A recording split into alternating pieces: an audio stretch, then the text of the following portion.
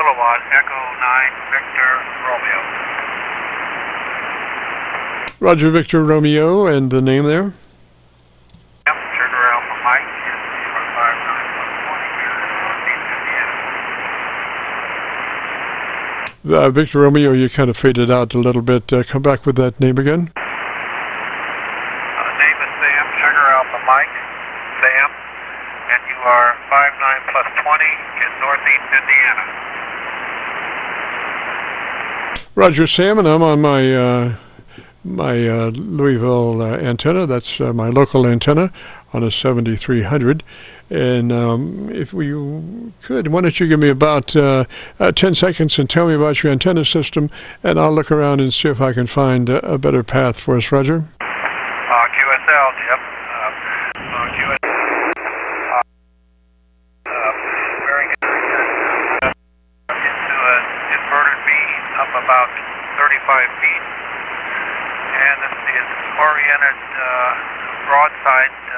Actually, it's an 80-40, 90 degrees each other, and 40 east-west. Roger. Yes, sir. So I'm on my local antenna. You got just a little bit of fading. I'm going to try to get to my my Kentucky SDR. Oh shoot! Back in a queue on that, man. I tell you what, people are really starting to use SDRs.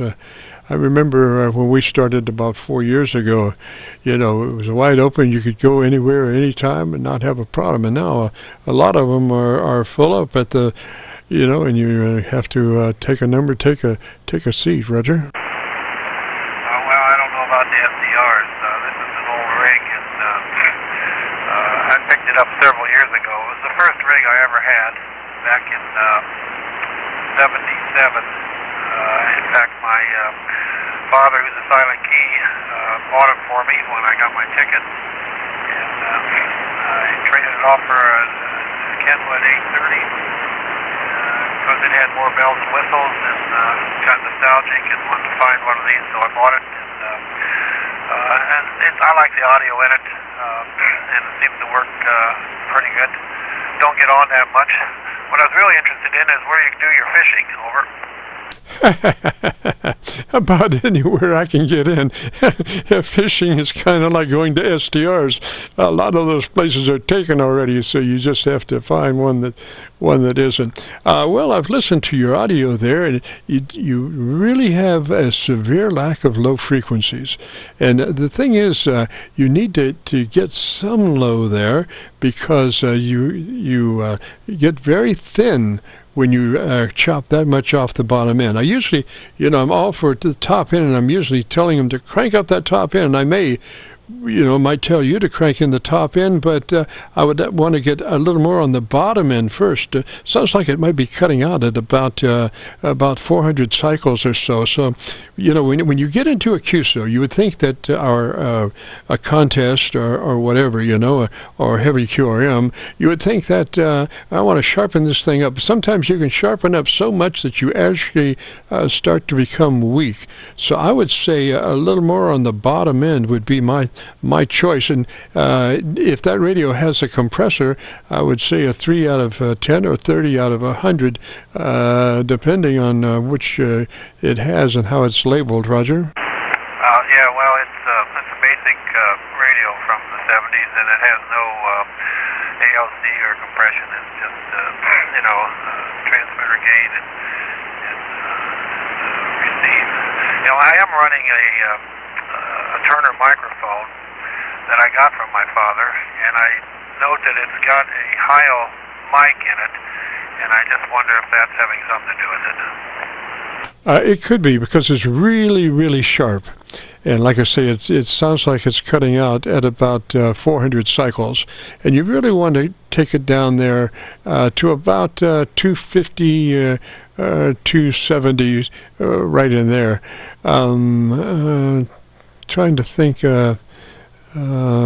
it does not obviously have any EQ. So maybe let's just try this as an experiment. Come up on that mic more, right up on that mic, and let's see how much we can get as far as the bottom end. Roger? Oh, roger that. Okay. Well, I'm right into the mic. Let me.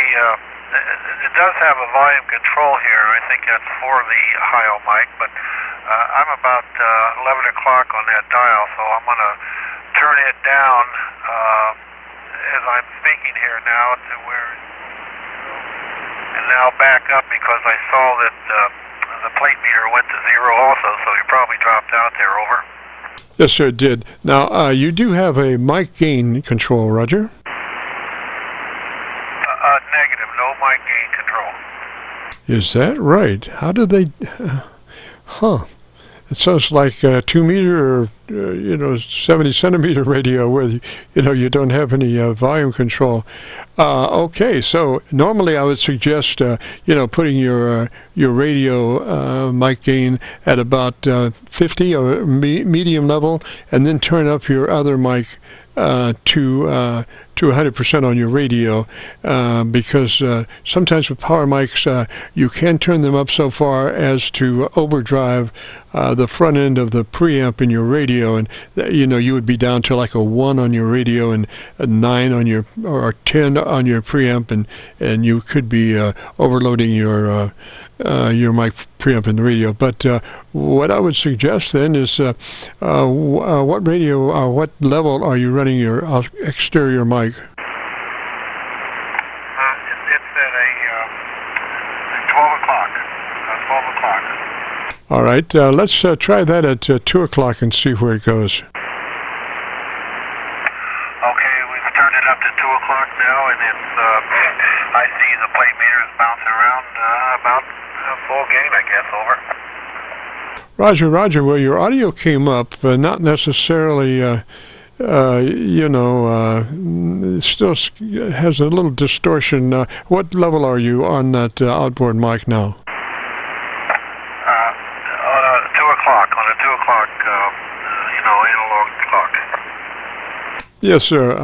Well, it sounds pretty good to me. It does have some good top end. It sounds a little fuller to me. So, although you don't have an ALC meter, you do have ALC function going on in that radio, and then you're forcing your audio against that limiter. Roger. Okay. Well, I think he put this high in because he did a lot of DX, and I think the higher pitch was enabling him to get through and break through some of the pileups. Over. Yes, sir.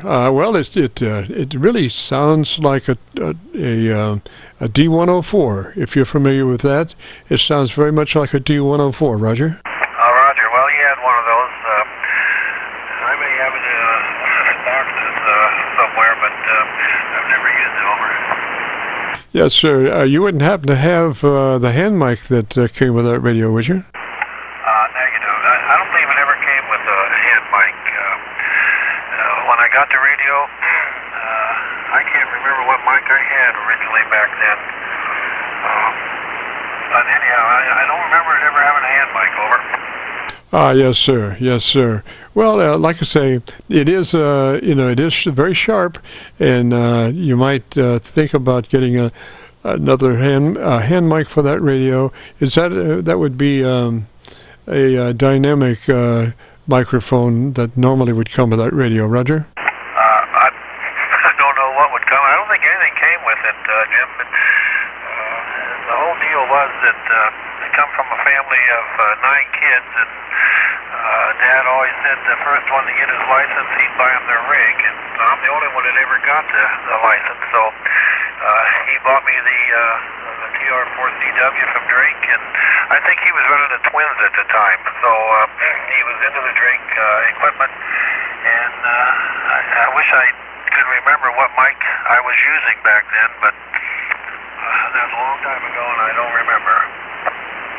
Yes, sir. Yes, sir. Well, a hand mic probably wouldn't be that much for that radio, and that would probably give you a better response audio capability than the mic that you're on, as far as the lower frequencies. I wouldn't, replace the cartridge with a Turner cartridge. That would be the ideal, Roger. That wouldn't probably cost you that much. Roger. Well, I may look into that and see what that's going to take. I appreciate the information, Jim, and I guess we'll just leave this thing set the way it is for the time being. And I'll say, I hope you catch a lot of fish. Over. Roger.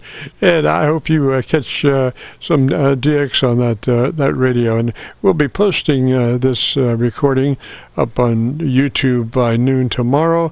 If you go to YouTube and do a call letter search for KC9VKV, followed by the word logbook, that will take you to this recording, and this will be cut number 1 in a series of 2900. So 73 there. You have a great afternoon and a beautiful weekend, Roger. Okay, where are you located, Jim? We're down around Louisville, Kentucky. We're on the Indiana side of the Ohio River, right at Louisville. Okay, very good. 73s, have a great weekend. Roger. And I'm using a 7300 to copy the mail, and it's probably as close to perfect as far as being able to say what's really going on.